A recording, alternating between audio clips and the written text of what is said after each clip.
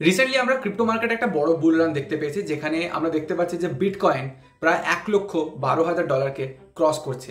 তো সেই জন্যই আমার এই ভিডিওটা আজকে বানানো, যেখানে আমরা কথা বলবো যে ক্রিপ্টো মার্কেটে বুল রান এলে সেই জিনিসটাকে কি করে ট্যাকেল করতে হয় বা সেটাকে কি করে ম্যানেজ করতে হয়। যেমন ধরো আমরা যারা আম পাবলিক, আমাদের কি হয় যখন আমরা বড় কোনো বুল রান দেখি তখন আমরা বহুত বেশি আশা করে ফেলি।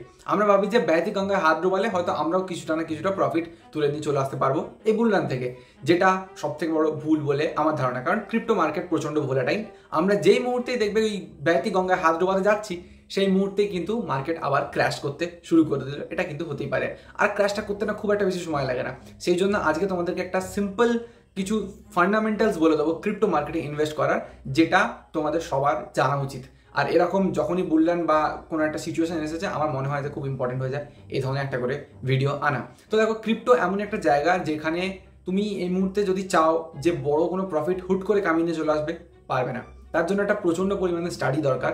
কারণ দেখো, পৃথিবীতে প্রচুর মানুষ আছে যারা মিলিয়নসে বিলিয়নসে কামাচ্ছে ক্রিপ্টো মার্কেট থেকে। অবশ্যই কামানো যায় না তা নয়, কিন্তু তার পিছনে কতটা তারা এফর্ট দিচ্ছে সেটা দেখো।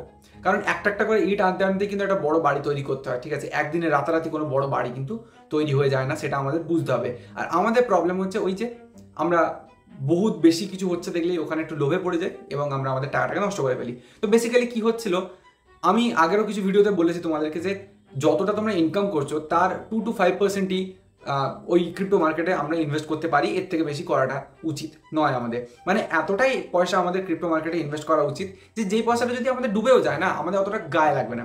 সেই বুঝে শুনে আমাদের ক্রিপ্টো মার্কেটে কিন্তু ইনভেস্ট করতে হতো। এবার আমাদের প্রবলেম যেটা, সেটা হচ্ছে যে আমরা লোভে পড়ে অনেকটা বেশি করে ফেলি। যেমন ধরো এখন একটা যদি তোমাদেরকে এক্সাম্পল দিই, যে এই মুহূর্তে বিটকয়েনের এই পাম্পটা দেখে যদি ধরো কেউ তার এফডি থেকে 1,00,000 টাকার মতো বের করে নিয়েছে, ক্রিপ্টো মার্কেটে ইনভেস্ট করলো, আর বাই এনি চান্স তার এই টাকাটা 1,00,000 থেকে 1,10,000 হয়ে গেল, সে বলে ঠিক আছে 10,000 টাকা প্রফিট কামিয়ে নিয়েছে, আমি বের করে নেবো। সেখানে কিন্তু শেষ নয়, তোমাকে 32% ওখানে আবার ট্যাক্স দিতে হবে। প্রায় পড়ে থাকছে তোমার কাছে 6,800 টাকার মতো, এরকম একটা টাকা পড়ে থাকছে, সেইটা তুমি প্রফিট করতে পারছো।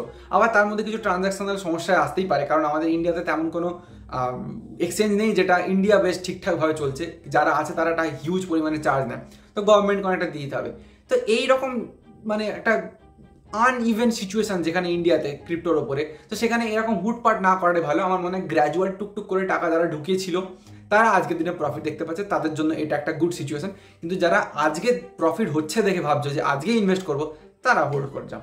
এটা এই সব সময়টা তোমাদের জন্য নয়। তোমরা হ্যাঁ অবশ্যই ইনভেস্টমেন্ট আজ থেকে শুরু করতে পারো, যেটাকে তোমাকে আজ থেকে টুকটুক করে ইনভেস্টমেন্ট করা শুরু করতে হবে।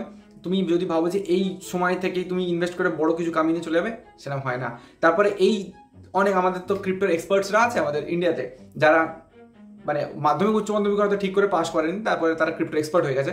তারা এখন বলবে যে ঠিক আছে, বিটকয়েন তো অনেক উঁচুতে উঠে গেছে, পাশাপাশি ইথেরিয়াম এরাও তো অনেক উঁচুতে উঠে যাচ্ছে, তো কি হচ্ছে এরপরে অল্ট কয়েনের সময় আসবে, অল্ট কয়েন তোমাদেরকে অনেক অনেক পয়সা দিয়ে যাবে, 30x 50x 100x কত কিছু প্রফিটের মানে কি বলবো একটা স্টেটমেন্ট দিয়ে দেয় যে এই কয়েনটা তো 30x উঠবে, এই কয়েনটা তো 50x উঠবেই। কোথা থেকে ওরা নলেজ পাচ্ছে না? তো এইসব ফাঁদেতে পড়ো না, খুব রিসার্চ করো, বুঝে শুনে ইনভেস্ট করো। কারণ একটা অল্ট কয়েন এমনই একটা জায়গা বা একটা মিম কয়েন এমনই একটা জায়গা না, যারা আজকে আছে কালকে নেই, তোমার কিচ্ছু করার থাকবে না।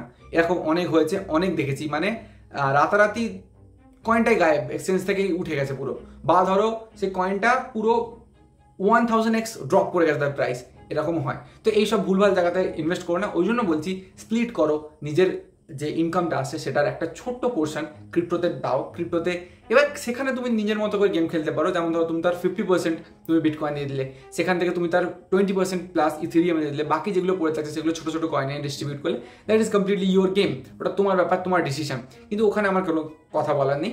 কিন্তু ওই যে অ্যামাউন্টটা, সেটা জানো তোমার ইনকামের 5%-এর বেশি না হয়, সেটা হলে কিন্তু তোমাকে সমস্যায় পড়তে হতে পারে। কারণ crypto is still properly activated in India নয়, অনেক সমস্যা চলছে। আর এই ক্রিপ্টোর হাবটা কথা বলতে, এই মুহূর্তে এই ক্রিপ্টোর হাবটা হচ্ছে পুরোপুরি ইউএস। আর ইউএস গভর্নমেন্টের সাথে ইন্ডিয়ার একটা বড় ছোটো ঝামেলা পাকাচ্ছে, সেটা আমরা জিও পলিটিক্যাল নিউজেস দেখে অলরেডি বুঝতে পারছি। কারণ পাকিস্তানের ওপরে ডোনাল্ড ট্রাম্পের ফ্যামিলি কোনো একটা মেম্বারের দ্বারা চালনা করা একটা কোম্পানি, সে ওখানে ক্রিপ্টো হাব বানাচ্ছে পাকিস্তানের উপরে, একটা টেররিস্ট চালিত কান্ট্রি, যেখানে তুমি ক্রিপ্টোর কারেন্সি দিয়ে যদি কিছু স্টার্ট আপ করো, তাহলে ওদের এই ইলিগাল ট্রানজাকশনগুলো করতে সুবিধা হয়ে যাবে। তো এইসব চলছে। তো ইন্ডিয়াতে না এই সময়টাতে ক্রিপ্টো নিয়ে মাতামাতি করার জায়গাটা খুব একটা নেই, ঠিক আছে? তো রিস্ক নেওয়ার মতো কোনো সিচুয়েশন এখানে তৈরি হচ্ছে না। তোমরা যদি ভাবো যে বিটকয়েন উঠে গেছে, পরে অন্য কয়েনগুলো উঠবে, সেগুলো খুব খুব সাবধানে স্টেপ ফেলতে হবে, খুব রিসার্চ করো। বড় বড় যারা নানান ধরনের ওই থিওরিজ দিচ্ছে তাদের ওপর ভরসা করো, কিন্তু বুঝে শুনে। তারা যা বলছে টেলিগ্রামে জয়েন করা বা তাদের সাথে তাদের কথা অনুযায়ী সব কিছু ফলো করে দেখা, ডাইরেক্টলি না বুঝে শুনে এটা করো না। আমার তো মনে হয় যে এটাই খুব ইম্পর্টেন্ট হয়ে যায় সবার জন্য। কারণ দেখো, আবারও সেই একই কথা যে ক্রিপ্টো মার্কেট বা ক্রিপ্টো জিনিসটা কি, ক্রিপ্টো কারেন্সি কি, ক্রিপ্টো কারেন্সির ইউটিলাইজেশন কোথায়, সেটা এখনও কিন্তু আমরা জেনে উঠতে পারিনি। সেটা এখন আমাদের থেকে অনেক দূরে আছে। আমরা জানি না যে এটার প্রপার ইউসেজ কোথায় হতে চলেছে। তো সেই জন্য আমি বলবো, একটু ধীর স্থির হয়ে বুদ্ধিমানের মতো সাবধানে পা ফেলতে হবে। আর এই ব্যাধি গঙ্গার হাত ডুবিয়ে আমরা তেমন কিছু পাবো বলে তো মনে হচ্ছে না। তো দ্যাটস ইট, একটা অ্যাওয়ারনেস ভিডিও ছিল। যদি ভালো লাগে তাহলে লাইক করে দিও, চ্যানেলে নতুন সাবস্ক্রাইব করে দিও। বাই। যদি কোনো নতুন আপডেট আসে কথা হচ্ছে।